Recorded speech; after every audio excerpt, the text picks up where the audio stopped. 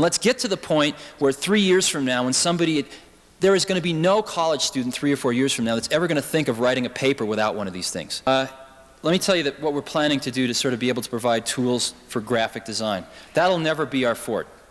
Our fort is going to be just people. And relative to nothing, what we can give them in the next 5 years is a lot.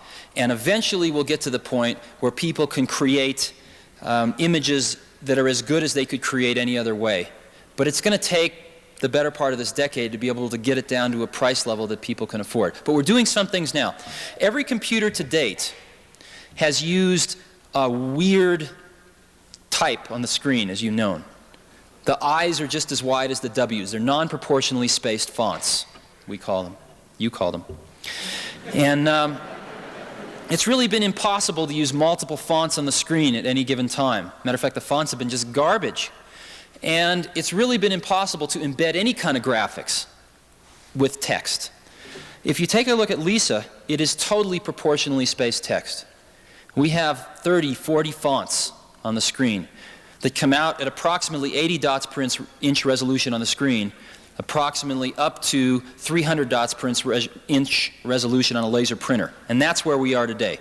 And what you're saying is we really want to go to 600, 700, 800 dots per inch on a laser film printer. We're not there yet. But we're solving the problems of injecting some liberal arts into these computers. That's what we're trying to do right now. Let's get proportionally spaced fonts in there. Let's get multiple fonts in there. Let's get graphics in there so that we can deal in pictures. And let's get to the point where 3 years from now, when there is going to be no college student 3 or 4 years from now that's ever going to think of writing a paper without one of these things. Just like they will not think of going to a science class without a calculator today.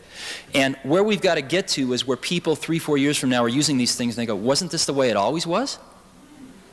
That's where we're trying to get to now. Once we get to there, then we can look at some of the other stuff.